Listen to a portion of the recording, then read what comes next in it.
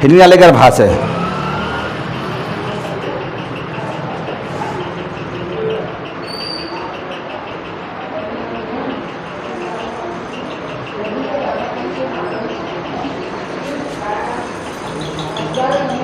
चले गर्भाशय देखिएगा, जब फिगर बनाएंगे तो गर्भाशय के चित्र को देखेंगे।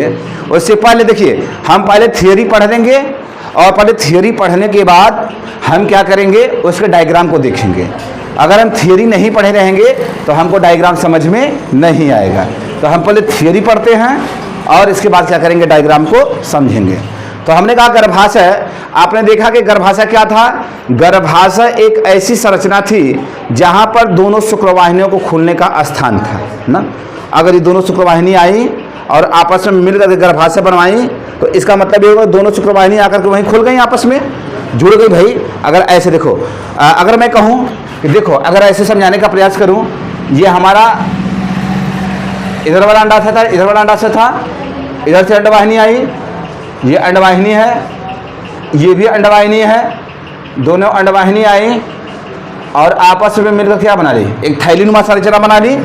थैलीनुमा संरचना है, इसी को हम क्या नाम दिए, गर्भाशय नाम दिए। तो हमने देखा कि एक अंडवाहिनी यहाँ आकर के खुल गई और दूसरी अंडवाहिनी यहाँ आकर खुल गई। मतलब गर्भाशय जो है अंडवाहिनियों के खुलने का स्थान है, कह सकते हैं। तो लिखो, इसी बात को लिखना है, लिखेंगे गर्भाशय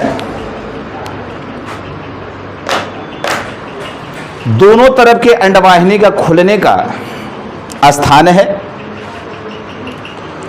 दोनों तरफ के अंडवाहिनी के खुलने का स्थान है।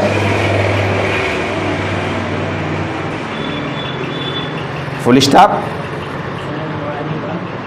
दोनों तरफ के अंडवाहिनी के खुलने का स्थान है। यह उल्टा नाशपाती के आकार का होता है।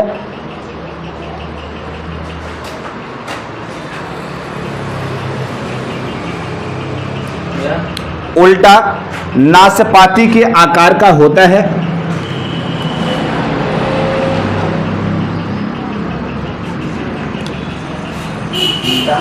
उल्टा नाशपाती, नाशपाती खाए हो? हाँ, नाशपाती के आकार का होता है। Full stop. देखेंगे यह 7.5 सेंटीमीटर लंबा, 7.5 सेंटीमीटर लंबा, 3 सेंटीमीटर चौड़ा, 5 सेंटीमीटर लंबा, 3 सेंटीमीटर मोटा लिखेंगे, 3 सेंटीमीटर मोटा और 5 सेंटीमीटर चौड़ा। आ गए सर यार, चौड़ा थैलीनुमा संरचना होती है। आ गए हैं, 10 मिनट लेट हुआ है।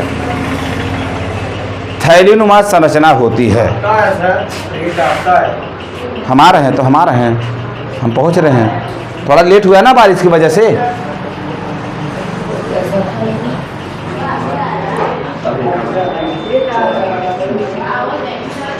ठीक है, आगे समझ में आगे क्या है।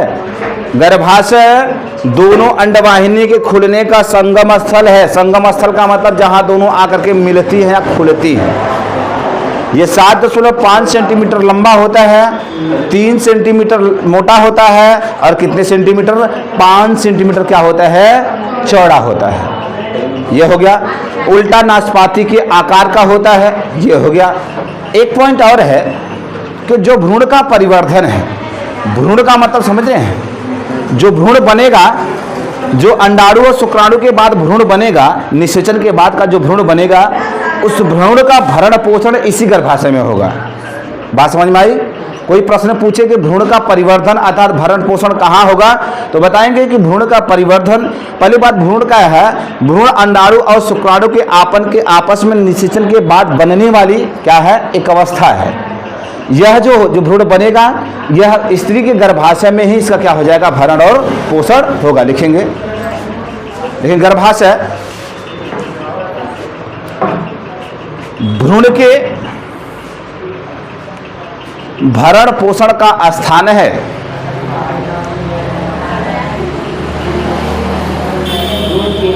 भरण पोषण का स्थान है।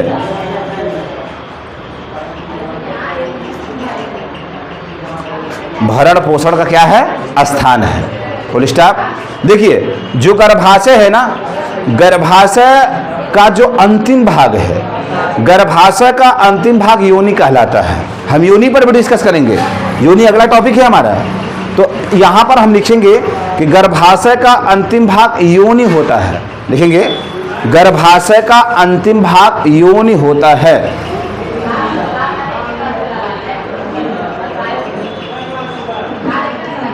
गर्भाशय का अंतिम भाग क्या होता है, योनि होता है।